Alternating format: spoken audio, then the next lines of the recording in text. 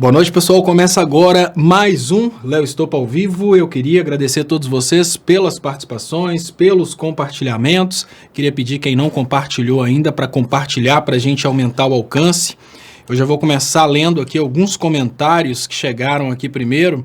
Cássia Rodrigues, boa noite a todos. Ricardo Ramone, boa noite, Cássia. Cássia Rodrigues, boa noite, Ricardo. Cláudia Silva, boa noite, Léo. Boa noite a todos. Boa noite, Cláudia, Cássia, Ricardo e todos. Thaís Cunha está aqui para baixo também.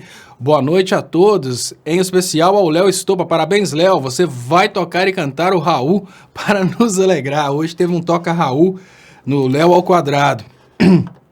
Acho que o Léo ficou com muito remorso, porque o Léo me xingou porque eu não estava conseguindo iniciar a transmissão.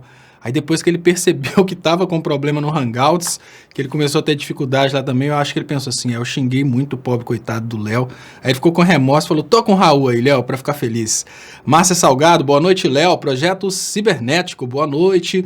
Do Alvarge, Portugal. Léo, quando vamos tirar o Lula da cadeia à força e parar com essa baboseira de papo de Lula livre, né? Sabe o que me lembra Projeto Cibernético? Olha, eu vou te contar uma coisa. Essa conversa, eu vou pedir desculpas para vocês que acreditam nessa coisa de ficar gritando Lula livre, eu peço desculpas. Assim como é lógico, toda manifestação ela é importantíssima, mas já que o Projeto Cibernético tocou nesse assunto, eu vou fazer um comentário que é a percepção que eu tenho aqui a respeito de ficar falando constantemente Lula livre, e peço, por favor, que vocês não me entendam mal, só que me entendam como uma pessoa que acha que realmente são necessárias medidas mais enérgicas. Olha, quando eu era criança pequena, aqui na cidade de Ponte Nova, eu tenho a sorte muito grande de que na época a Rede Globo não pegava bem, porque o cara que era responsável pela transmissão de televisão em Ponte Nova, que era o Divino, ele tinha uma fábrica de antena parabólica. Então o que ele fazia? Ele colocava a Rede Globo, que obviamente era a televisão que todo mundo queria ver mais, ele colocava uma porcaria, pegava mal demais da conta, e todo mundo comprava parabólica na mão dele. Só que meu pai detestava a televisão e achava a coisa mais inútil do mundo, então meu pai nunca comprou parabólica. No entanto, tínhamos a Rede Manchete, 15 para 7 da manhã. E a Rede Manchete tinha os vários seriados japoneses, né, como por exemplo Jaspion. E quem é da minha idade e assistiu Jaspion provavelmente lembra-se do dilema do Jaspion. O grande inimigo, que era o Satangos, que tem poder de enfurecer os seres e transformá-los em monstros incontroláveis.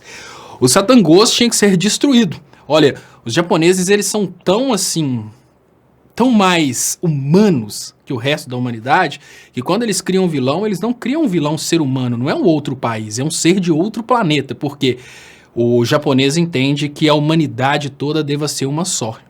Então, o ser humano, o inimigo não pode ser um outro ser humano, como por exemplo, no filme americano, o inimigo atual é o árabe, né? O inimigo antigo era o russo, o atual é o árabe. Mas enfim, voltando, saindo da política e voltando para o que acontecia naquela época, eu assistia o Jaspion. E eu lembro que o dilema do Jaspion era reunir as crianças apontadas pela luz, porque as crianças apontadas pela luz iam trazer o pássaro dourado, e o pássaro dourado teria o poder de acabar com o Satangos. Logo, o Satangos que tem o poder de enfurecer os seres e transformá-los em monstros incontroláveis. Mas enfim, teve um certo dia que no episódio do Jaspion eu era criança e levava muito a sério os episódios do Jaspion, que tinha um roteiro muito interessante. Mas teve um dia que eu fui obrigado a rir. Foi o dia que as crianças apontadas pela luz se perderam da proteção do Jaspion e elas foram todas para a rua para tentar destruir o Satangos. As crianças tentando destruir o Satangos. Mas na verdade não eram as crianças que iam destruir o Satangos. Parece que o último episódio que a Manchete ficava escondendo, e provavelmente quem viu o último episódio viu só uma vez, quando parece que a Manchete realmente não ia mais transmitir o Jaspion. Me parece que as crianças unidas traziam o pássaro dourado que virava uma grande espada que podia matar o Satangos. Mas enfim, as crianças foram para as ruas e ficavam lá gritando pássaro dourado, pássaro dourado, pássaro dourado. E obviamente não era ficar fazendo coreografia de gritar pássaro dourado que ia matar o Satangos. Tinha todo um procedimento lá para matar o Satangos que era na pancada mesmo. Era o Jaspion usando o gigante guerreiro Daileon que mataria o Satangos. Lógico, com a ajuda das crianças apontadas pela luz. Mas a função das crianças apontadas pela luz não era gritar pássaro dourado no meio das ruas. Toda vez que eu vejo movimentos Lula livre, eu sinto essa coisa aí do pássaro dourado, que é como se as crianças fossem para as ruas gritar pássaro dourado achando que isso ia matar o Satangoso, e não vai. A grande realidade é que ficar gritando Lula livre não vai tirar a hipocrisia do STF. A grande realidade é que ficar gritando Lula livre não vai tirar o Lula da cadeia. Vamos cair na real. É preciso muito mais que gritar pássaro dourado. É preciso que o Jaspion pegue o pássaro dourado, transforme-o numa espada e realmente destrua o Satangoso. Mas eu não sei se isso vai acontecer, porque se fizéssemos hoje uma analogia do que são as crianças apontadas pela luz, e a função do Jaspion era realmente reunir as crianças apontadas pela luz, para com isso trazer o pássaro dourado, a gente poderia considerar que são as facções de esquerda. Me desculpe, emocionei muito porque eu me lembrei da minha infância do Jaspion. Poderíamos dizer que as crianças apontadas pela luz são esses fragmentos da esquerda, esses pequenos fragmentos que se dividem em esquerda caviar, esquerda comunista, esquerda que faz isso, esquerda, mas o que traz o pássaro dourado é exatamente a união das crianças apontadas pela luz. Então a única coisa que poderia realmente destruir o Satangos, que é o nosso STF unido aí com Procuradoria, com isso e isso e isso, que é o grande acordo nacional. Poderíamos dizer que o Satangos é o grande acordo nacional com o Supremo, com tudo? Podemos dizer que isso aí depende da união das crianças apontadas pela luz, que talvez sejam os partidos de esquerda que poderiam se reunir para trazer o pássaro dourado. Então essa grande analogia que eu faço hoje com a minha infância, e quem é da minha idade lembra-se do Jaspion, sabe que não vai ser gritando Lula livre nas ruas que a gente vai conseguir modificar a cabeça do STF, lógico que não. Mas se as esquerdas realmente se unissem como um corpo só, a coisa seria bem diferente mesmo. Mas enfim, eu queria agradecer vocês pelas participações. E o RDB Palpites pergunta: Léo, se Lula for liberto em agosto, como você acha que será a reação do governo? Você acha que eles vão fazer de tudo para deixá-lo preso, colocando pressão no Poder Judiciário? É o que estão fazendo. Eu não acredito que o Lula vai ser liberto em agosto. Eu não acredito nisso. Quem acredita nisso, acredita nas instituições. Eu não acredito nas instituições. Se eu ver um grande levante popular, eu acredito na liberdade do Lula. Enquanto eu não conseguir ver um grande levante popular, eu não vou conseguir acreditar na liberdade do Lula. Deixa eu agradecer a Descrimel Melo. Boa noite, Léo. Boas energias. Precisamos. Boa noite a Descrimel Melo. Muito obrigado pelo superchat, que é muito importante para o crescimento dos canais. Lembrando que vocês podem ajudar o meu canal também através de depósitos. Tem as contas que estão aí divulgadas nas descrições desse vídeo. Hoje eu não estou transmitindo no Facebook. Eu estou tendo alguns problemas técnicos aqui. Hoje eu tive um problema que não funcionava de jeito nenhum o Hangouts durante o dia, e agora também eu estou com alguma redução de velocidade na internet. Pode ser porque eu estou em obra aqui, alguma coisa deve ter prejudicado, sei lá. Enfim.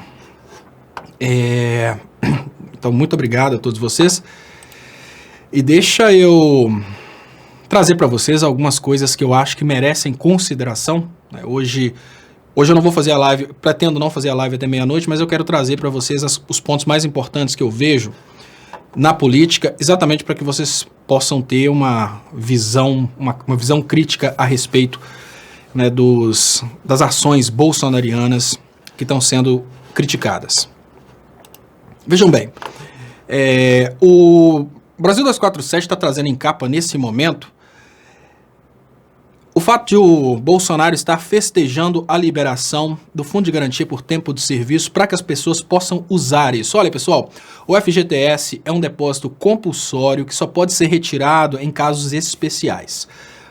O FGTS, apesar dele ser do trabalhador, ele integra um fundo de estabilização econômica importantíssimo, que é o seguinte: o FGTS ele é retirado no momento que o trabalhador está desempregado, para que esse trabalhador continue consumindo e com isso não desestabilize a economia. O que o governo Guedes está tentando fazer é impulsionar a economia através de uma política de esquerda, uma política keynesiana, só que ele não tem coragem de botar a mão no dinheiro do Estado, que é o dinheiro vindo dos impostos, obviamente, dos mais ricos, porque o grande caixa do Estado é, sem dúvidas, feito pelas grandes empresas, é, sem dúvidas, feito pelos mais ricos. o Guedes não tem coragem de colocar o dinheiro a mão no caixa do Estado para poder fazer uma política expansionista. Por exemplo, o que seria a política expansionista? O Guedes está tentando imitar o ex-presidente Lula, o Guedes está tentando aplicar as políticas propostas tanto pelo Lula quanto pelo Ciro Gomes, que são políticas expansionistas do tipo colocar dinheiro na mão da população para que a população comece a consumir e para que esse consumo estimule a produção. Isso é muito lógico, pessoal. Olha, você tem um monte de empresas paradas. De uma hora para outra, as pessoas começam a procurar essas empresas para adquirir produtos. É natural que essas empresas voltem a funcionar. O que eu acho que é uma grande covardia é que no lugar do Guedes partir logo para a política keynesiana que tirou a Europa da crise, olha, o que a Europa fez, pessoal? A Europa estava em crise, eles precisavam de alguma forma voltar a crescer e o governo europeu injetou realmente dinheiro nas mãos das pessoas, o governo europeu mudou a qualidade do dinheiro, que é uma coisa que eles chamam de qualitative easing. Então, os bancos estavam com muitos títulos a fundo perdido, muita gente que não pagava, o governo comprou esses títulos das pessoas que não pagavam para injetar dinheiro no banco, para ter dinheiro para o banco emprestar, enfim, para a economia voltar a funcionar. Realmente a economia voltou a funcionar. O Guedes, ele é contra a política expansionista através do governo, mas ele é a favor da política expansionista através do dinheiro do Fundo de Garantia por Tempo de Serviço. Qual que é o problema? Olha, no momento que ele lança a mão do Fundo de Garantia por Tempo de Serviço e libera isso para as pessoas não vão conseguir fazer essa política expansionista que ele imagina que as pessoas farão, porque serão investimentos difusos e pontuais e instantâneos. O que significa que as pessoas vão sacar o dinheiro, elas vão fazer uma grande compra e a partir daí elas não vão ter o que comprar no dia de amanhã. A política expansionista inteligente é aquela política expansionista regrada, por exemplo, o Bolsa Família, porque as pessoas vão ter dinheiro todos os meses, então eu penso, olha, já que aquela família vai receber Bolsa Família todos os meses, eu vou montar um mercadinho aqui que eu vou vender para todas as famílias que recebem Bolsa Família todos os meses.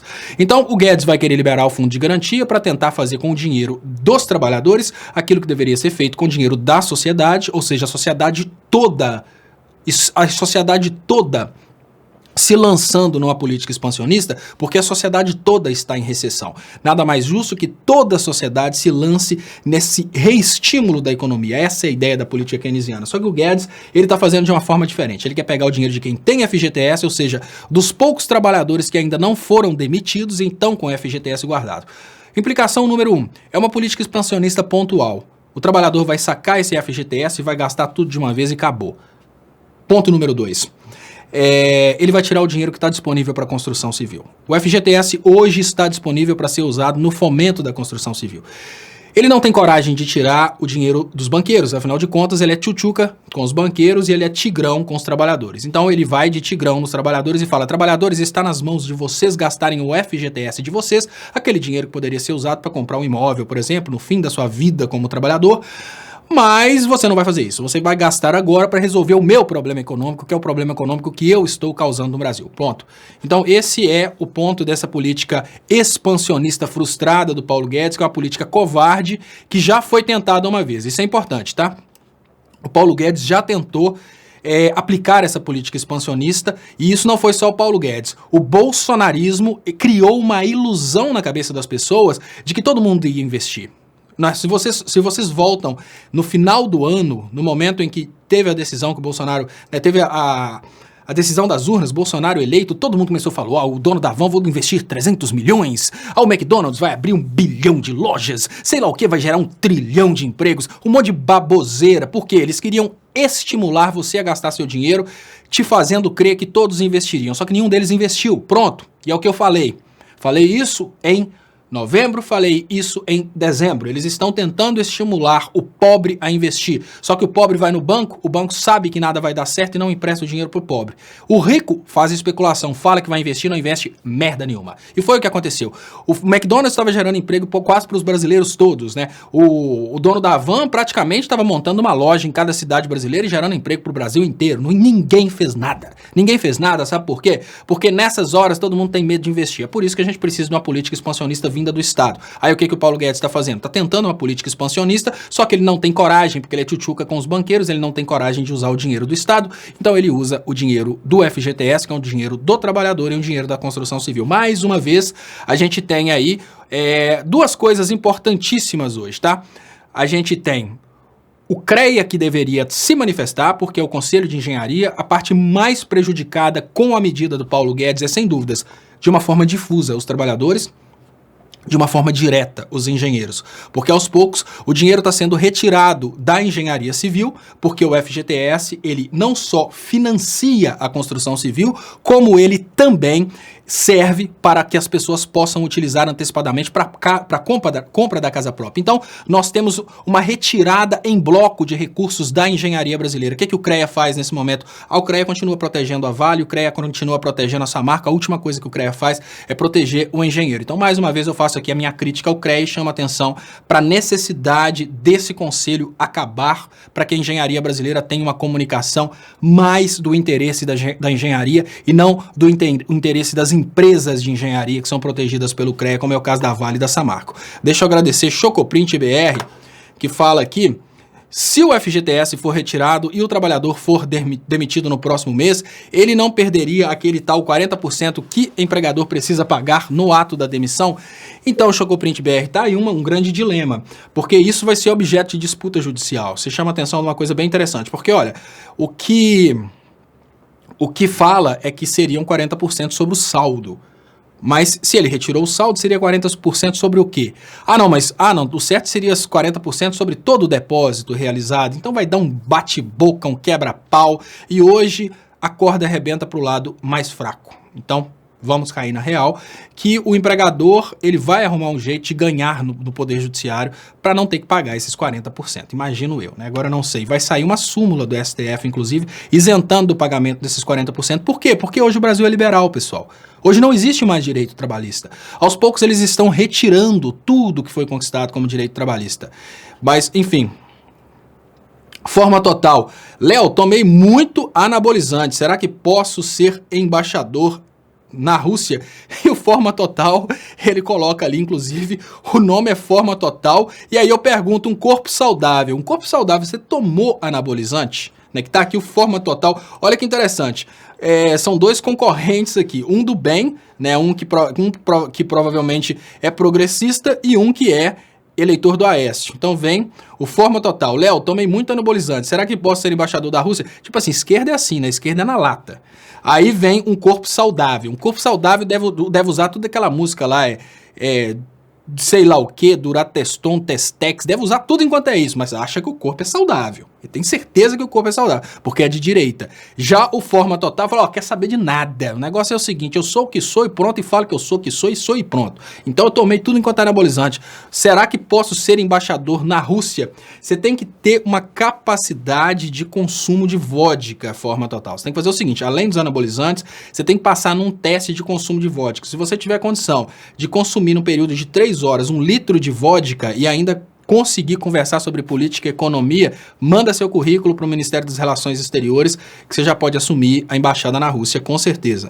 Agora, tem que aguentar o frio. Então, se você tivesse, manda, além do currículo, manda uma foto das roupas de frio que você tem. Você tendo isso aí, tá aprovado para ser eleitor na Rússia. Inclusive, eu não preciso nem falar muito, né, como bastante pizza, já mandei meu currículo para ser embaixador lá na Itália. Então, nós estamos aí nessa onda aí de todo mundo nas embaixadas, né? E olha só, tem um quebra-pau danado a respeito da indicação do Eduardo Bolsonaro para... Né, o Eduardo Bolsonaro... O Bolsonaro só não pode indicar o Eduardo Bolsonaro para presidente, que o resto todo ele tá tentando. Aí a galera tá toda metendo pau, todo mundo xingando, que eu acho que o pessoal fica meio... O pessoal se sente humilhado com a ideia de indicar o Eduardo Bolsonaro para qualquer coisa relacionada a relações internacionais. Gente, Brasil tá ferrado. O Brasil não tem relações internacionais, não. Olha, indicar o Eduardo Bolsonaro para qualquer cargo nas relações internacionais é a mesma coisa de colocar o Eduardo Bolsonaro numa corrida de Fórmula 1 com carro com motor fundido. É a melhor coisa do mundo. Sabe por quê? Porque o Brasil não tem política externa. O Brasil é submisso aos Estados Unidos. Como o Brasil é submisso aos Estados Unidos, a única coisa que o Eduardo Bolsonaro vai fazer, tanto como chanceler quanto como embaixador pelos Estados Unidos, é fracasso. cara não tem uma possibilidade do sucesso. O cara já tem um super cargo, o cara já é deputado, já é filho do presidente, não vai fazer diferença nenhuma. Deixa o cara na embaixada dos Estados Unidos, é a mesma coisa de colocar ele numa corrida de Fórmula 1. Imagina o seguinte, ele fica a vida inteira fazendo de conta que ele é o melhor piloto de Fórmula 1 do mundo.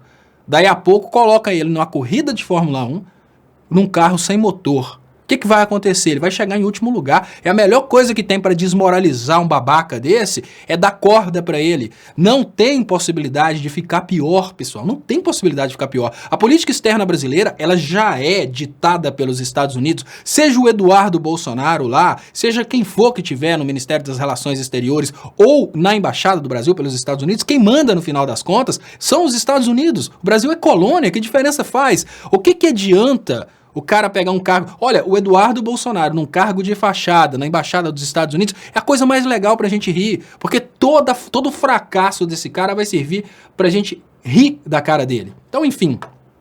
E aqui eu tô vendo o Recaval Marduk falando, Léo, se acabar a CREA, não acaba também a OAB? Olha, Recaval Marduk, isso é muito relativo, sabe? Por quê? A OAB é protegida, a advocacia é protegida como serviço essencial da justiça. Como a advocacia é protegida como serviço essencial da justiça, ela tem uma finalidade muito maior do que o CREA. Por quê? Os conselhos profissionais no Brasil, eles seguem uma espécie de, como eu diria, os conselhos profissionais, eles são, ao meu ver, digamos que heranças da ditadura. Por quê? Pensa o seguinte, Recaval, é lógico, tem pessoas que vão falar, não, o CREA tem que fiscalizar, tem que fazer, tem que acontecer. Mas, basicamente, qual que é a justificativa de todo ato de trabalho de um engenheiro, você ter que pagar ao CREA uma taxa? Então, você imagina, se você não é engenheiro e você contrata um engenheiro para fazer um serviço na sua casa, parte do dinheiro que você está dando para o engenheiro vai para o CREA. Não é só anuidade, são todas as atividades do engenheiro. Aí vem uma pessoa que defende e fala, não, mas essa atividade é protegida, né, a Constituição, a lei, sei lá o quê, tem lá, a RT, tudo bem, tem, mas é isso que tem que mudar, porque isso é um obstáculo entre o engenheiro e o cliente. Vamos cair na real, pessoal, olha, toda vez que você coloca um obstáculo, o CREA é como se fosse um imposto a mais, além de todos os impostos. Então o CREA, ele não defende a profissão do engenheiro. O CREA cria um obstáculo à profissão do engenheiro. Por quê? Porque ele vai criando preços a mais para você pagar pela atividade. E essa burocracia do CREA, ela poderia ser retirada através de, olha, se a pessoa tem... Vamos imaginar como funciona a função do jornalista, por exemplo. Hoje, o jornalista pode se registrar sem diploma, mas se uma pessoa fosse se registrar como jornalista profissional, vamos pensar outra coisa que ainda exige uma certa formação ou então aprovação do sindicato.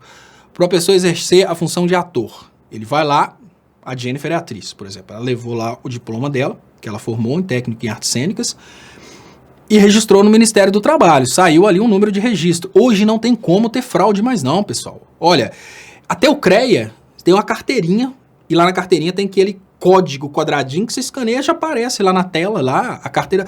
Basicamente falando, para uma pessoa saber se aquela pessoa é ou não é formada naquela determinada área, basta que o registro esteja no Ministério do Trabalho. É uma coisa que pode acontecer digitalmente. Assim que a pessoa colou grau, manda isso, manda a relação dos formados pro Ministério do Trabalho e pronto. Por que eu tô falando isso? Porque o CREA, ele não tem finalidade alguma. Já a OAB, ela faz um controle de qualidade. A OAB, ela avalia os formados em direito para ver se tem um nível mínimo para serem advogados.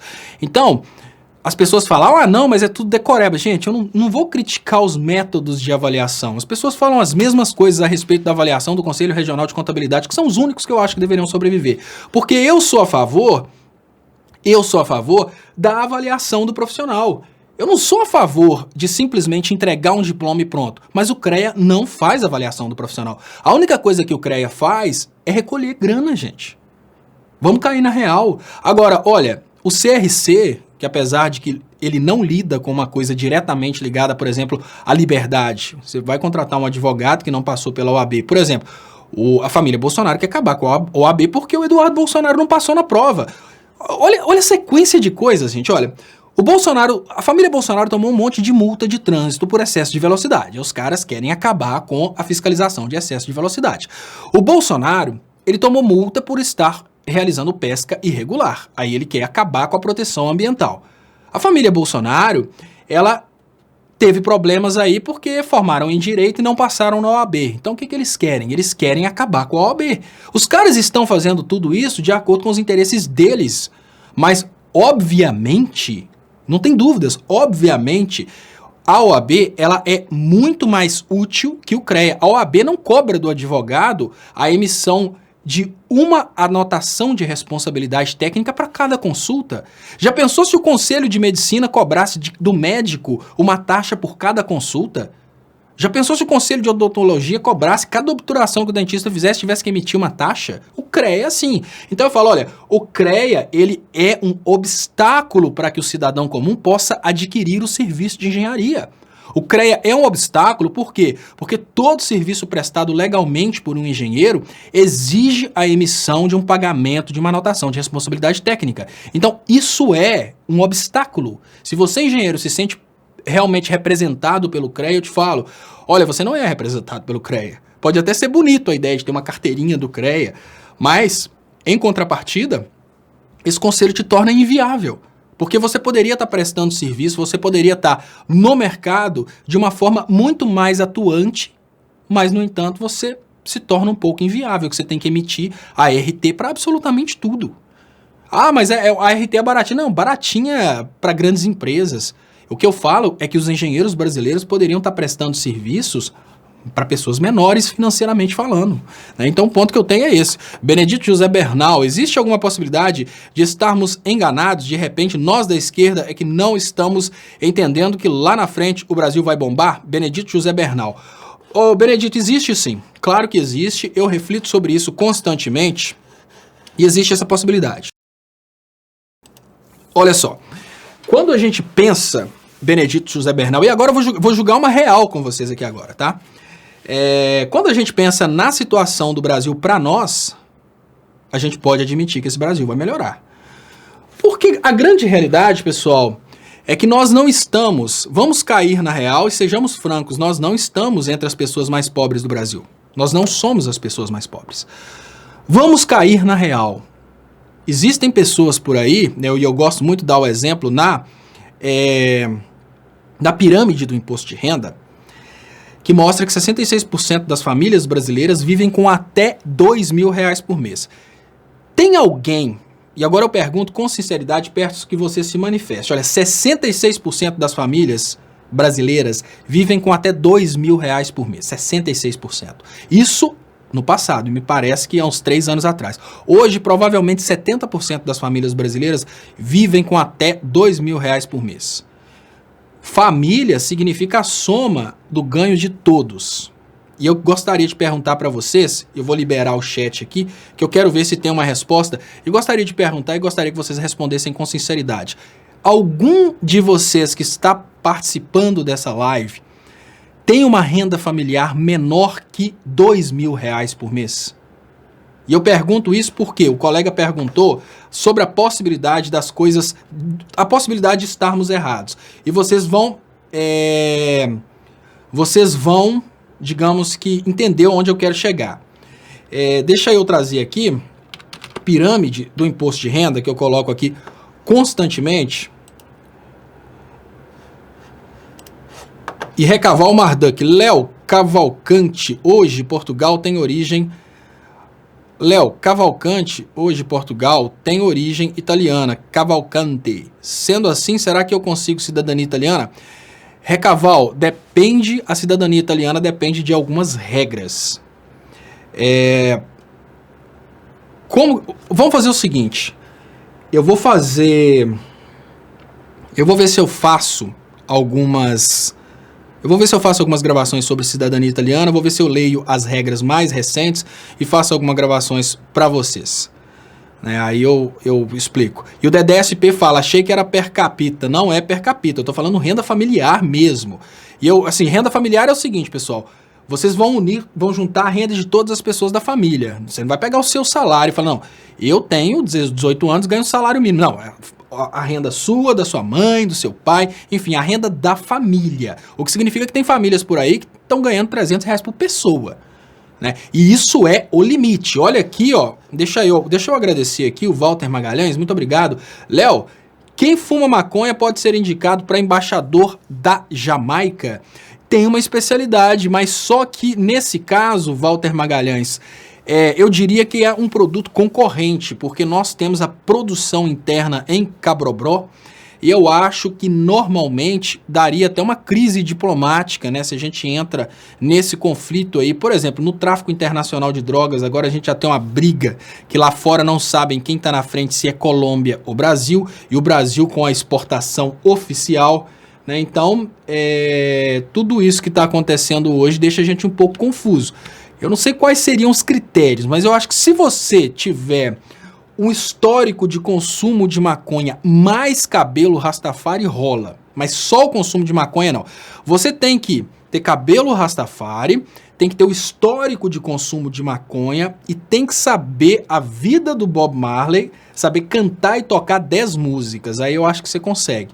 Né? O critério é um pouco mais pesado, porque o governo Bolsonaro ficou um pouco mais exigente com essa coisa de contratação de diplomatas. Mas eu acho que até 8 músicas do Bob Marley bem tocadas e 2 mais ou menos, eu acho que já passa.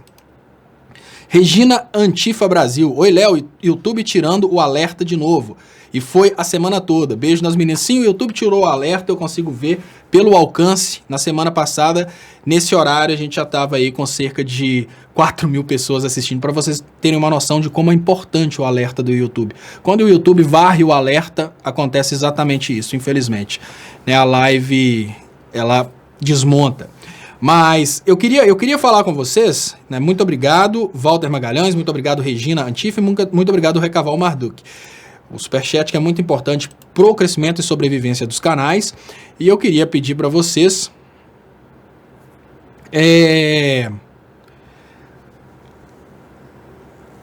Eu queria... Alisson fala, a cidade é Cabrobó. Cabrobó e não Cabrobró. É porque eu lembro da música Camarão Bom, é nascido em Cabrobró. Então, obrigado, Arlisson Cipriano. Pessoal, eu queria agradecer então pela participação, pelos superchats, e vocês podem ajudar meu trabalho também, obviamente, pelas contas bancárias que estão anunciadas aí no vídeo.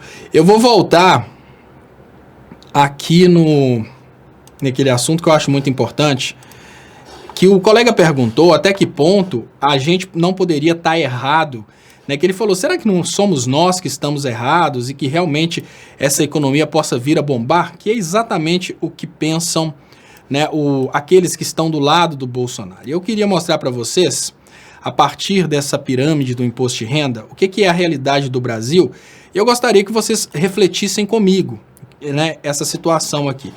E André Henrique Silva Lima, se for assim, Aécio pode ser embaixador na Colômbia ou no México. Obrigado, André Henrique Lima. Não, o Aécio, ele é barão, que é diferente de embaixador, né? O barão controla o embaixador, o barão manda no embaixador. Então, o Aécio já tá em outro nível, né? Tipo, é outra coisa já. Pessoal, olha só. O que eu tô falando com vocês? Vamos pensar o seguinte, eu sei que aqui os dados são relacionados a famílias, e como as famílias mais pobres às vezes são mais numerosas, a tendência é que sejam mais pessoas em proporção do que a proporção que a gente está vendo aqui. Ou seja, vamos pensar o seguinte, renda familiar é a renda de todas as pessoas da família. Aí não é uma renda per capita, não. E eu gostaria que vocês pensassem o seguinte. Nós estamos vendo aqui uma realidade que 46% da população, e esses dados são dados do passado, o que significa que a situação hoje está pior, o desemprego aumentou e tal. Esses dados são dados de um Brasil muito melhor. São dados que foram retirados, me parece que em 2014, ou seja, quando a economia estava muito boa ainda. E veja bem, 46% das famílias ganhavam R$ 1.356 por mês. 46% das famílias. Nós estamos falando de quase 100 milhões de pessoas se a gente faz a mesma proporção, pessoal. Isso porque eu estou falando quase 100 milhões de pessoas, eu vou até ver aqui, se formos 207 hoje vezes 0,46, nós estamos falando aí de 95 milhões de pessoas, mas são mais, porque as famílias mais pobres são mais numerosas. Então vamos imaginar que são 100 milhões de pessoas que vivem numa situação de famílias que ganham até R$ 1.356 por mês. Mas olha que interessante, quando a gente sobe para 66% das famílias, a gente tem uma realidade de famílias que ganham até R$ 2.034 por mês. E aí eu pergunto para vocês, e vocês não precisam, obviamente, falar quanto ganham, até porque eu vou ficar constrangido e pensar assim, só eu que ganho um pouquinho. Mas vamos cair na real, entre nós não existem pessoas com renda familiar menor que R$ 2.000. Se existirem pessoas que estão aqui assistindo essa live com renda familiar menor que R$ 2.000, são exceções, assim, de pessoas que às vezes estão desempregadas, né? Mas são pequenas exceções, vamos cair na real. A maioria das pessoas que estão assistindo aqui são pessoas que estão acima dos 66% mais pobres do Brasil. Ou seja, nós estamos falando de pessoas que estão a partir do amarelinho ali. Vamos cair na real, né? Não vamos tentar esconder a realidade. E aí eu falo com vocês, será que esse Brasil mais liberal vai ferrar realmente essa galera que está acima do amarelinho, né, do amarelinho para cima, como vai ferrar a galera que está do vermelho para baixo? Não, pessoal. Então, E eu tô vendo aqui, ó, o Daniel de Faro Valença. Daniel, você tá falando verdade? Porque eu não tô acreditando muito, não. Eu não tô falando do seu salário, não. Tô falando de renda familiar. Porque, olha, se uma pessoa tem uma renda familiar, se uma pessoa tem uma... E olha, Dedé SP tá falando, no tempo de Lula, qualquer pedreiro ganhava 3 mil. Exatamente, pedreiro sem hora extra, ele tava ganhando no interior R$ 100 por mês. Na capital, R$ 150 por mês. Se o cara trabalhava sábado, a gente pode calcular aí, ó. Vamos calcular, o cara trabalhava 25 dias por mês, ganhando aí, vamos colocar R$ 120. Olha, os R$ 3.000 que ele falou. Então, vamos raciocinar que isso aí é só um personagem da casa. Então, o que eu tô falando com vocês? Olha, para mim e para vocês, essas políticas do Bolsonaro e do Paulo Guedes não são tão agressivas como serão para as pessoas que estão abaixo aí de 66%. E nós estamos falando, pessoal, olha, eu vou calcular mais uma vez baseado na população brasileira, nós estamos falando de cerca de 136 milhões. Nós estamos falando de cerca de 136 milhões de pessoas. Aí a pergunta básica que eu faço para vocês é a pergunta derradeira, que divide o que é ser progressista e o que é ser liberal. E eu falo com vocês, provavelmente entre nós, pouquíssimas pessoas serão realmente muito prejudicadas com essas políticas. Pode até ser que essas políticas, no final das contas, acabem trazendo benefícios para nós e malefícios para 136 milhões de pessoas.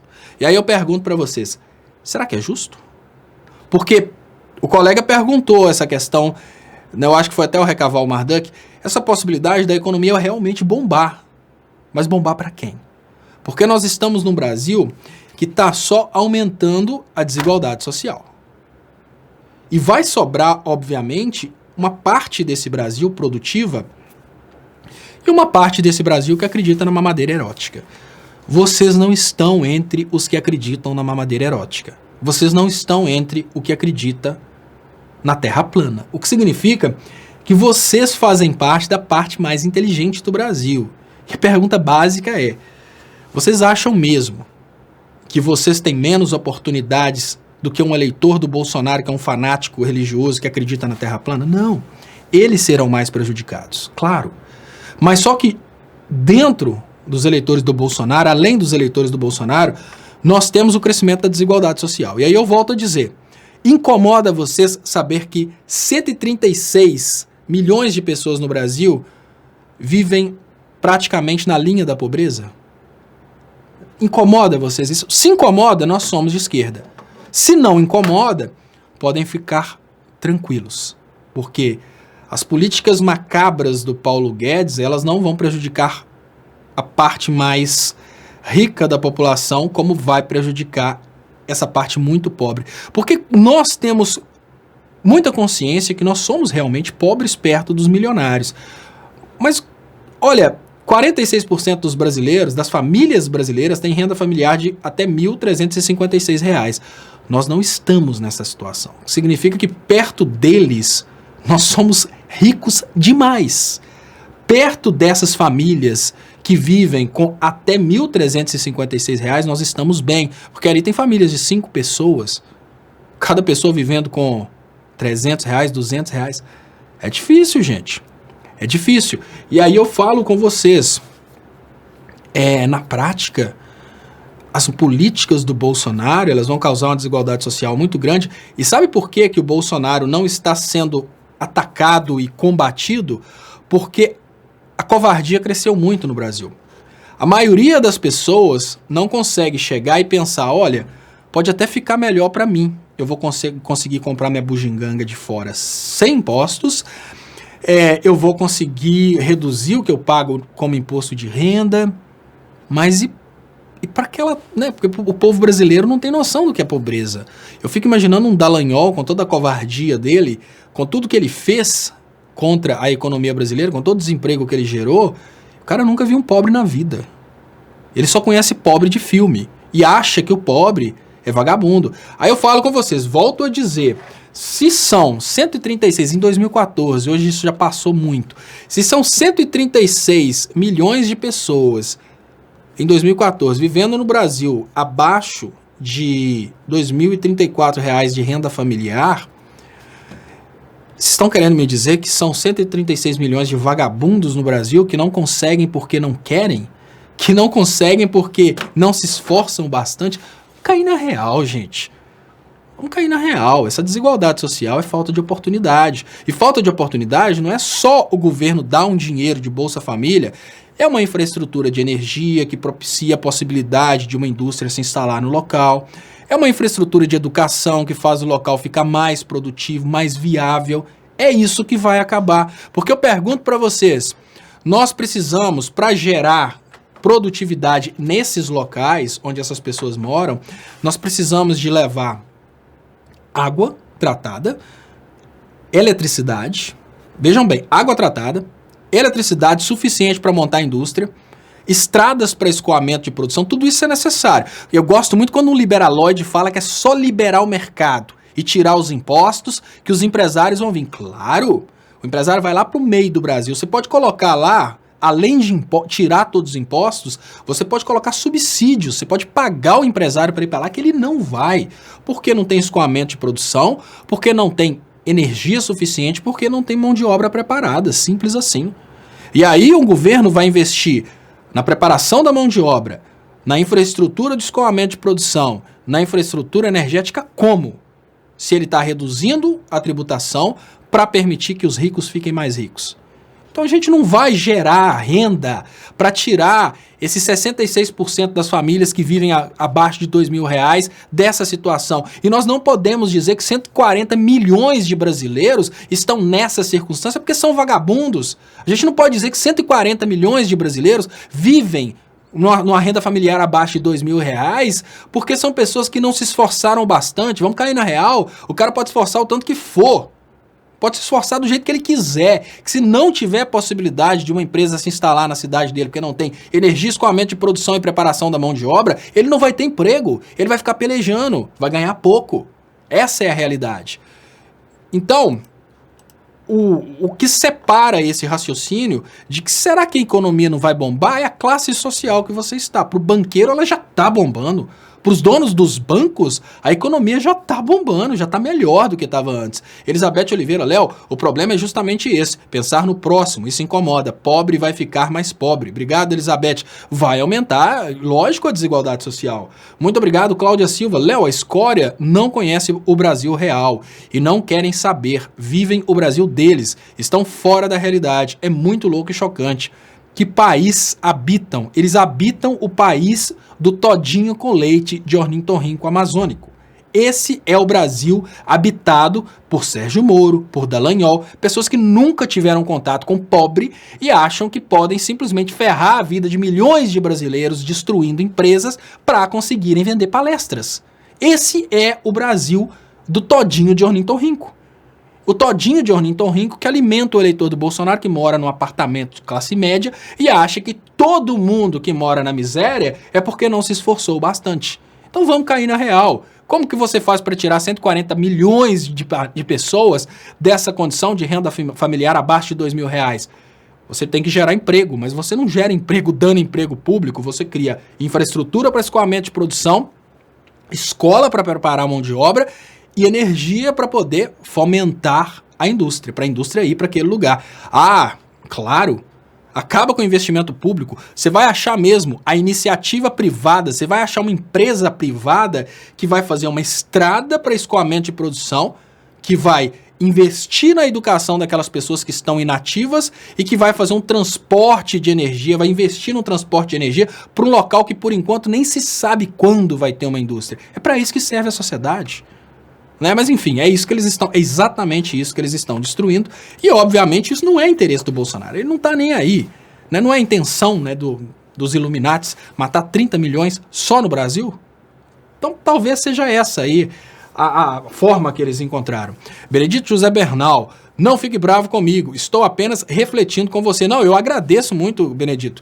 É porque a gente precisa falar sobre isso. Essas reflexões são importantes. A gente precisa falar sobre isso. E eu estou respondendo exatamente porque através dessa resposta eu consigo fazer uma pessoa refletir. Será que você está no lugar certo? Porque, olha, se você está aqui me criticando e você sente pena da situação que vivem essas 140 milhões de pessoas, você tem que parar de me criticar e vir para o meu lado.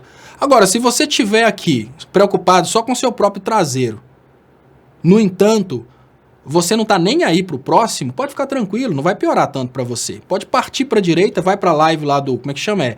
Que o Delgado gosta, Vox, não sei, Crystal Vox. Se você não consegue ter um pouco de pena dessas 140 milhões de famílias que vivem com renda abaixo de R$2.000 por mês, corre lá para o Vox, Crystal Vox lá, porque lá é o liberalismo, é lá que você precisa estar. É lá que eles não estão nem aí para a morte dos pobres, né? Porque aqui a gente consegue diferenciar com isso mesmo, Benedito Zé Bernal. Olha, pode não ficar tão ruim para nós. Eu falo até diferente. Olha, para mim não fica pior. Sabe por quê? Porque eu posso simplesmente picar a mula. Eu rapo fora para a Europa e pronto. Ah, mas por que eu estou lutando pelo Brasil? Porque me incomoda a situação dessas pessoas. Me incomoda saber que dentro de um país rico como o Brasil, 140 milhões de pessoas estão vivendo dessa forma. Isso me incomoda, isso me dói. Quando eu vou dormir, eu penso, isso é um absurdo que esse cara está fazendo, e sem pensar nas famílias brasileiras que passam fome, e principalmente porque não existe propriedade privada que se justifique fora da sociedade. Hoje cogita-se a possibilidade de indenizar os donos das propriedades privadas pela área de conservação. Olha como é que eles estão invertendo as coisas. Estão invertendo completamente. Espera aí. A sociedade permite que determinada parte do solo seja utilizada por privada, para iniciativa privada. Porque o mundo é de todos. Só que a sociedade pensa, olha, já que aquele cara ali é mais produtivo, vamos deixar ele usar aquela parte do solo. Agora estão invertendo a coisa. Agora, o solo é daquele milionário e ele vai ser indenizado pela área de preservação do solo. Não é mais a sociedade que deixa o milionário usar o solo, não. É o contrário. O solo é do milionário, a terra. Imagina, o planeta pertence a um pequeno grupo de famílias. É isso que está hoje. Como é que eles estão invertendo? Se isso não te incomoda, corre para o Crystal Vox. Isso me incomoda muito. Imaginar que nós estamos vivendo num planeta que, tecnicamente falando, O planeta deveria... É uma coisa muito clara. Tecnicamente falando, o planeta deveria ser dividido igual para todo mundo. A partir daí, tudo bem. A gente pensar que, não, alguns são mais produtivos, ficaram com uma parte maior. Não, mas ele continua sendo de todo mundo. O que muda é a administração. Você não pode pegar e criar uma situação de imaginar que aquele banqueiro é dono da metade do Brasil e pronto, é dele. Como assim é dele, gente? Se todo mundo para de trabalhar, quem vai trabalhar para ele? O mais vulnerável que existe dentro do mundo é o rico. Porque o rico é o mais dependente, o rico não sabe fritar um ovo. Se há um colapso de obediência e todo pobre fala, acabou, ninguém obedece a esse cara mais. Não tem polícia protegendo a propriedade do cara, não tem ninguém levantando armas para matar pelo cara, não tem ninguém fazendo comida para ele. Então o rico é o mais vulnerável quando a gente pensa na humanidade como um todo. E se o ser humano é um animal inteligente e consegue perceber isso, acabou. O banqueiro se torna pobre imediatamente, porque o que faz o banqueiro rico é exatamente uma obediência que existe do pobre sobre a autoridade do banqueiro porque ele tem dinheiro. E se ruir o sistema econômico? E se a humanidade falar, a partir de agora acabou? Aí é anarquia. Ah, não, mas não tem polícia para defender ninguém, porque agora é anarquia. O policial também não defende. Aí a gente vai cantar Raul, o dia que a Terra parou. Exatamente. O dia que a Terra parou. Então, na prática, o que a gente precisa pensar é isso. Está errado. Não está certo o mais produtivo ter mais, mas está errado os menores passarem fome. Isso me incomoda. Então, é por isso que eu continuo fazendo esse trabalho. É por isso que eu continuo brigando por isso. Cláudia Silva, Léo, a escória não conhece o Brasil real e não querem saber. Vivem o Brasil deles. Estão fora da realidade. É muito louco e chocante que país habitam. Obrigado, Cláudia Silva. Obrigado pelo superchat. Vocês podem ajudar também o meu trabalho através dos depósitos aí nas contas que estão anunciadas nas descrições desse vídeo. Muito obrigado, Helena Lima. Olá, Léo Estopa. Beijos para Jennifer e Luísa. Obrigado, Helena Lima, pelo superchat. Beijão para vocês aí também. Muito obrigado pela ajuda. Deixa eu ver se eu volto aqui um superchat que fugiu. Que eu tava falando. E Benedito, tá aqui, ó. Vanderlei Pereira, Léo, o cara vai importar mais barato para vender para quem? E quem vem aí a tecnologia 5G com aumento da automação que vai aumentar o desemprego? Vanderlei Pereira. O aumento da automação, o aumento da tecnologia, obrigatoriamente deveria servir o ser humano. Olha o que está acontecendo, pessoal. Todas as descobertas humanas estão simplesmente revertendo em riqueza para os que já são milionários. O que seria da prática? E olha, se o Kim Kataguiri me ouvir falar isso, ele vai me chamar de vagabundo, né? Mas o certo seria o seguinte. À medida que a humanidade fosse desenvolvendo novas tecnologias, as novas tecnologias deveriam ser empregadas pelo bem da humanidade, o que significa que, já que não tem emprego para todo mundo, que a jornada caia para 6 horas, porque agora tem máquina demais para trabalhar. Aos poucos, as máquinas deveriam trazer qualidade de vida para todo mundo. O que está acontecendo? Os caras colocam máquina para substituir o ser humano, manda todo mundo embora, mantém poucos trabalhando a mesma jornada e criam fome. Absurdo, porque máquina não consome, só consome eletricidade. Então o que adianta você criar uma máquina que superproduz, sendo que você não consegue criar uma máquina que vai consumir a produção? A gente vai chegar no momento do Matrix, né? As máquinas vão viver sozinhas. Não, só se justifica o avanço tecnológico se o avanço tecnológico não for sacrificar a humanidade. Mas o avanço tecnológico que está vindo no sentido de, olha, o avanço tecnológico veio, mas ele não é usufruído pela humanidade. Então a gente tem uma automação industrial que aumentou a produtividade. Lógico que essa automação industrial que aumentou a produtividade fez cair o preço dos produtos. Mas fez cair a jornada de trabalho? Não, ela está gerando desemprego. Né? Uma vez quando eu falei sobre a questão da automação industrial, eu lembro que o Paulo Cogos, que é um anarquista, que eu respeito muito porque eu acho que todas as ideologias merecem ser respeitadas, mas o Cogos me entendeu muito mal, né? Porque eu tava falando, olha, e como é que são as coisas, né? O cara veio falar, o cara fez um vídeo muito bravo falando que eu sou contra a automação industrial. Não, eu sou engenheiro de automação. Eu fiz engenharia elétrica e eletrônica e estudei automação industrial na engenharia elétrica e eletrônica. O meu diploma mais antigo nessa área que eu tenho, que é de eletrônica, ele explorou, técnica eletrônica, explorou também automação. E o meu diploma de técnica eletrotécnica tá lá, eixo automação industrial. E o cara fala que eu sou contra a automação industrial. Tipo, totalmente sem nexo, né? Eu sou contra o que a automação industrial promove em passo daquilo que ela poderia promover. Porque, olha, a automação promove desemprego, mas ela poderia promover uma redução na jornada de trabalho. O certo seria, olha, todo mundo está trabalhando, está todo mundo tendo consumo, está todo mundo podendo usufruir do planeta. Só que agora as pessoas não precisam mais trabalhar 8 horas por dia. Por quê? Porque a produtividade aumentou. Mas não, o aumento da produtividade só está revertendo para uma fraçãozinha minúscula da população. Aí a gente volta aqui, ó. A automação industrial, nós temos essa pirâmide. O que a automação industrial está fazendo? Isso aí que vocês estão vendo, ó. Aquela pontinha azul lá em cima está recebendo todo o lucro da automação industrial.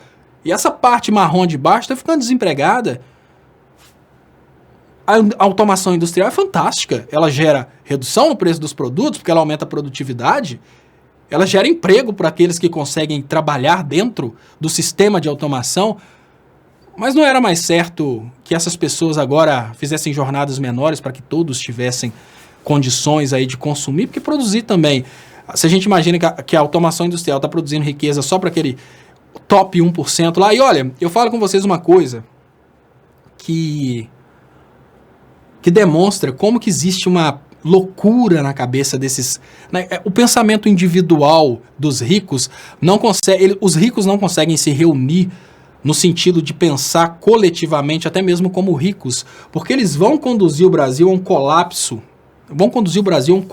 tão grande, que vai ser praticamente uma possibilidade de uma revolta partindo aí para uma revolução comunista. Porque quando a fome chegar, uma pequena parcela da população que detém toda a riqueza não vai conseguir mais controlar as polícias e as forças armadas, porque os familiares deles vão estar passando fome. E aí a gente vai ter a tomada do poder. Porque depois de desrespeitar a população durante uma década, colocando a população em fome durante uma década, toda a riqueza que eles tiverem acumulada e ainda tiver dentro do Brasil vai ser reapropriada. É assim que funciona a Revolução Comunista. Chega uma elite de milionários, desce o couro, coloca a base da pirâmide para trabalhar, para sustentá-los. Aí chega um ponto que a base da pirâmide explode. Olha, em termos de pessoas... Lá em cima, ganhando muito dinheiro, tem uma quantidade muito pequena, tá lá, ó, 1% da população ganha mais que R$13.560. Só que lá dentro dessa população que ganha a partir de R$13.560 por mês, tem gente que ganha isso por minuto. Olha, tem pessoas que ganham por renda, em renda, sem fazer nada, só com dinheiro no banco. Tem pessoas ganhando isso aí por hora, por minuto. E aí, basicamente falando, o que vai acontecer? Porque essa renda dos bancos é porque nós, como sociedade, estamos pagando juros. Uma hora isso entra em colapso. E aí eu falo com vocês, quanto maior o degrau, maior o tombo. Então, se o cara está lá no topo, o tombo dele vai ser muito grande. Né? Vamos cair na real a respeito disso. Deixa eu agradecer aqui, Cláudia Silva. Obrigado, Cláudia. Excelente, Léo. É exatamente isso. Há que escolher o lado humano ou o desumano. E não perder jamais a capacidade e o direito de se indignar. Lula. Obrigado, Cláudia Silva, pelo superchat, pela mensagem. Obrigado, Simone Guimarães. Léo, eu acho que se querem mesmo destruir o STF, assim ninguém reagirá ao novo. A singularidade tecnológica. E deixa eu agradecer. Léo, o cara vai importar mais... Não, será esse aqui, ó. Léo, eu acho que querem mesmo destruir o STF. Assim ninguém reagirá ao novo. A singularidade tecnológica. Os dois eram iguais. Obrigado, Simone Guimarães.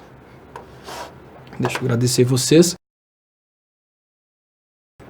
E eu queria pedir para vocês, por favor, para compartilharem, para a gente aumentar o alcance. Deixa eu ver como é que estão aqui as notícias.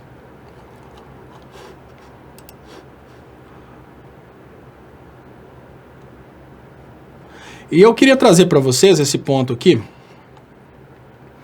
Olha,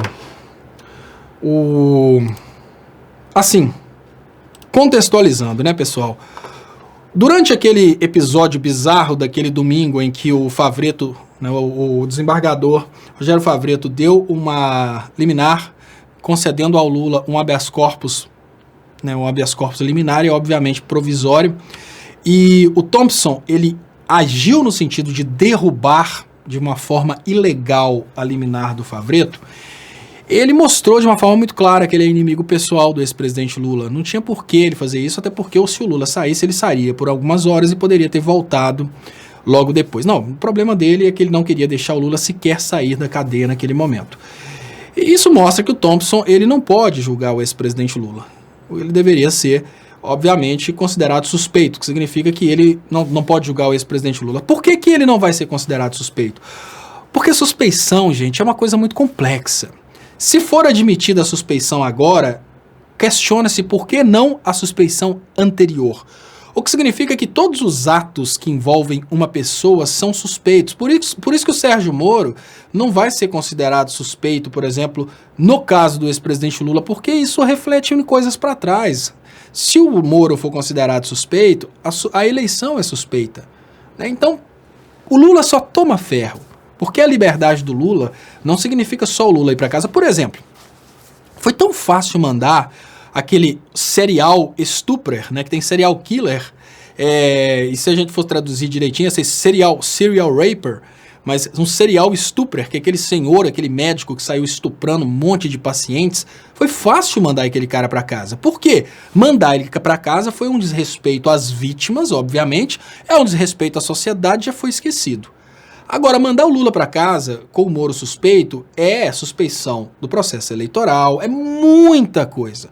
Questiona-se todos os atos do Bolsonaro, porque se o Bolsonaro veio de uma fraude, todos seus atos são questionáveis. Então, é por isso que eu acho muito difícil, sem um levante popular expressivo, a gente conseguir que considerem o Moro suspeito. Porque tem muita coisa para trás, não é só o Lula ir para casa. Contesta-se absolutamente tudo que veio por causa da condenação do ex-presidente Lula. E se o STF admite que foi uma falcatrua, o STF imediatamente fala que as eleições foram falcatruas. Estão morrendo de medo de falar isso. Então é uma coisa muito maior, precisa realmente de mobilização, por isso que não é fácil aguardar resposta nas instituições. É só esquecer, não tem jeito. Não vai ter resposta institucional para isso. Muito obrigado, André Henrique Silva Lima. Foi assim que começou a Revolução Francesa. O rei da França gastando dinheiro com as regalias da monarquia enquanto o povo passava fome. Toda a revolução acontece dessa forma. O povo passando fome, né, e a monarquia, que hoje temos uma monarquia no Brasil, precisamos admitir isso. André Henrique Silva Lima. Depois o povo se revoltou e houve a queda da Bastilha. E hoje, o que sustenta o Bolsonaro, o que sustenta o Moro, é exatamente a mesma técnica que sustenta qualquer golpe, que é a compra dos policiais e das Forças Armadas. Mas quando as famílias começarem a passar dificuldade, os policiais vão perceber, olha, eu até estou ganhando bem, mas em 2014 eu comprava mais. Em contrapartida, meu primo está passando fome. Eu tive que aqui abrigar na minha casa o meu irmão, que não é policial, que agora está morando aqui com a esposa e os filhos junto comigo, porque ele perdeu o emprego. Quando os policiais começarem a perceber que as medidas do Bolsonaro elas são maléficas para a sociedade, principalmente para as famílias deles, eles começam a abandonar aos poucos a proteção da picaretagem. O detalhe é quando que eles vão perceber isso, porque a esquerda não sabe se aproximar das forças de segurança, Bolsonaro sabe fazer isso muito bem, então Bolsonaro e Sérgio Moro obviamente se seguram bem a partir disso. Deixa eu liberar aqui os comentários, agradecer vocês pelas participações. Muito obrigado, Benedito. Muito obrigado, André Henrique. Muito obrigado, Helena Lima, pelos superchats. Lembrando das possibilidades de vocês ajudarem meu trabalho também através dos depósitos nas contas que estão anunciadas aí nas descrições. Agora, a coisa mais louca que eu vi acontecer foi isso aqui, pessoal. Olha, imaginem o seguinte, eu falei sobre isso, postei no Twitter e a gente precisa realmente refletir sobre isso. É uma coisa muito pesada. Tudo no Brasil está sendo desmontado em função do atual governo. Olha, se a COAF está investigando o filho do Bolsonaro, acaba com a COAF. Se o Bolsonaro se torna avô e o netinho, Tá incomodando, tem que colocar na cadeirinha, acaba com a cadeirinha no carro. Né? Se algum familiar do Bolsonaro está tendo problema com a tomada de 3 pinos, vamos acabar com a tomada de 3 pinos. Se o filho do Bolsonaro não conseguiu passar na OAB, vamos acabar com a OAB. Tá tudo em função da família do Bolsonaro. Se o Bolsonaro foi multado por pescar, fazer pesca irregular, vamos acabar com a fiscalização do meio ambiente. Tá tudo em função do Bolsonaro.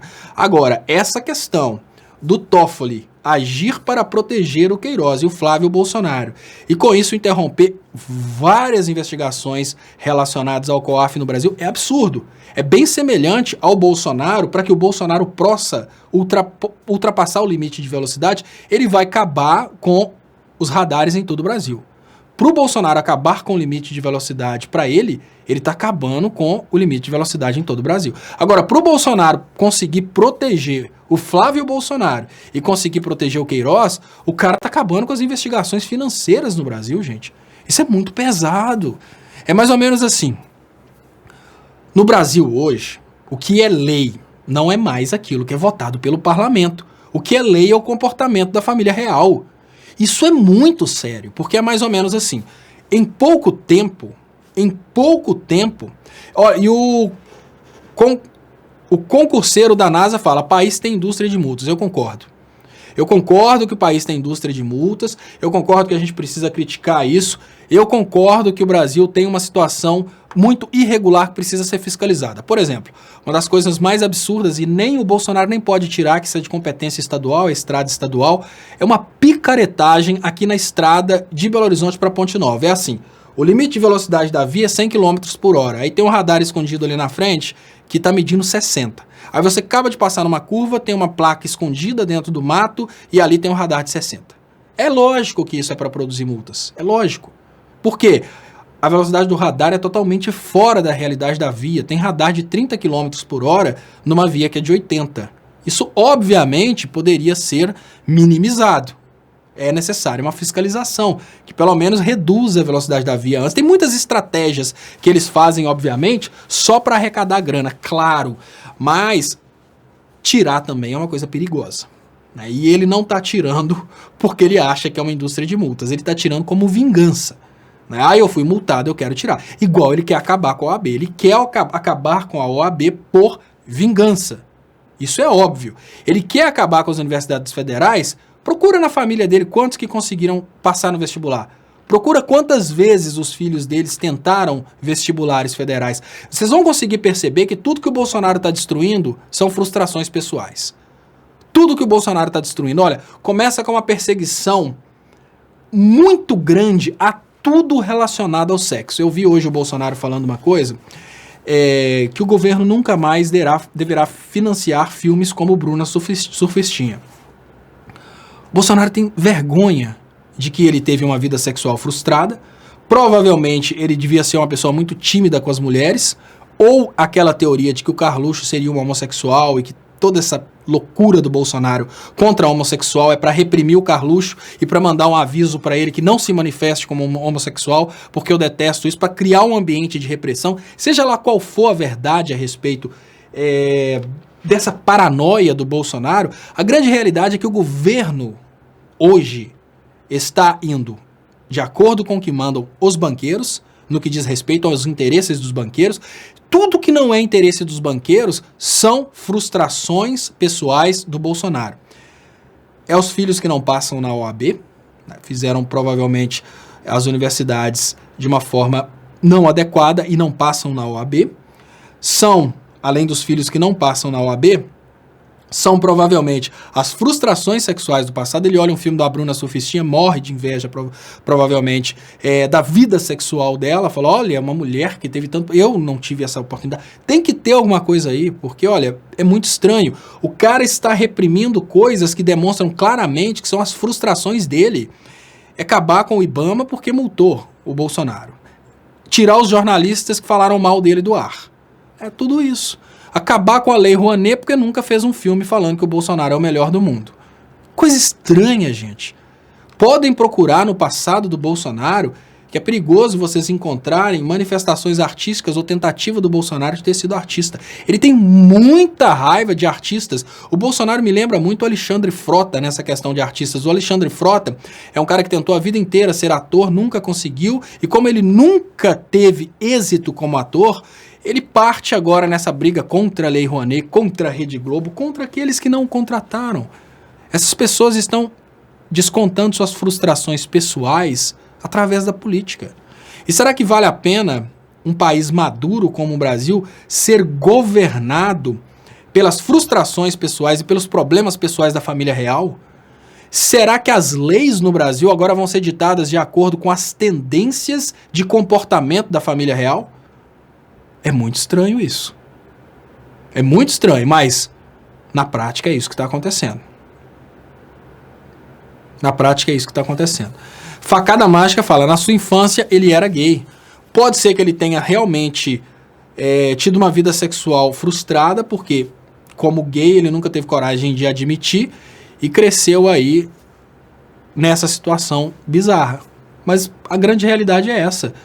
A gente consegue perceber, né, talvez o Bolsonaro ficou com raiva porque as tomadas da casa dele tiveram que ser trocadas e direto chegava um aparelho com o terceiro pino, matava ele de raiva e falava, eu ainda acabo com essa tomada de 3 pinos. Que isso, gente? Não pode ser só no sentimental. Tem uma teoria por trás das coisas. Você não pode acabar com a COAF porque seu filho está sendo investigado e com isso acabar com todas as investigações, não. É muito estranho. É muito estranho, mas a nossa sociedade está permitindo que o Bolsonaro governe o Brasil de uma forma familiar.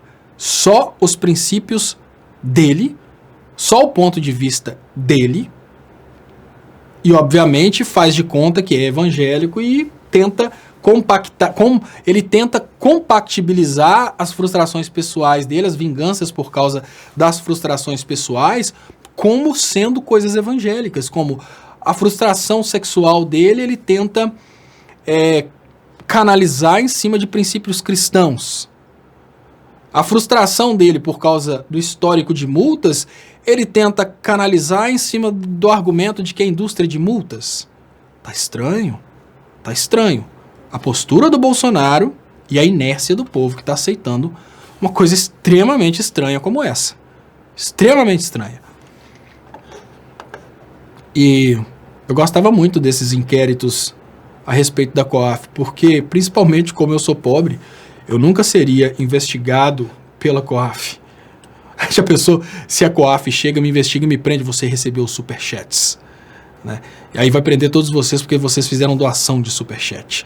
Aí vão falar que vocês são corruptores ativos e eu sou corrupto passivo. Bolsonaro fez comentário homofóbico sobre o presidente do Senado. Apesar da gravata de cor rosa, eu gosto dele, é meu amigo, disse o presidente Jair Bolsonaro em sua sala. Davi Alcolumbre, presidente do Senado, não respondeu o comentário de Bolsonaro. Bom, o problema todo... Existe um ditado importante que é brincando que se diz a verdade. Essa homofobia do Bolsonaro, ela é percebida pelos seus apoiadores como sendo uma grande brincadeira. E os apoiadores pensam assim, olha, isso não tem problema, porque o Bolsonaro fala isso de brincadeira, né? E, inclusive tem gays que votam no Bolsonaro e não conseguem perceber essa homofobia dele, acham que é brincadeira. Mas essa brincadeira vai criando dentro da sociedade brasileira um pensamento homofóbico que vai crescendo e vai ficando cada vez mais pesado. Desmatamento no Brasil dispara em julho e ameaça acordo comercial com a União Europeia. É lógico, né, pessoal? Era para isso aí que o governo foi eleito. Sabe uma coisa interessante? Eu vou contar para vocês. Quando a gente estava no início de uma luta para divulgar a questão do drama do ex-presidente Lula, eu pedi a Tássia Camargo, isso porque se eu peço, normalmente, outras pessoas da esquerda e até mesmo as grandes personalidades olham e falam, quem que é aquele cara? Então o que eu fiz? Eu pedi a Tássia Camargo, Tássia é minha amiga, eu falei, Tássia, conversa com o Zanin, fala com o Zanin que é necessária uma campanha muito grande para o mundo entender que a eleição do Bolsonaro significa a destruição da Amazônia. Por quê? Se a gente continua falando do Lula, quem tem esse amor pelo Lula são as pessoas realmente que se envolvem em política e com a dor dos mais humildes.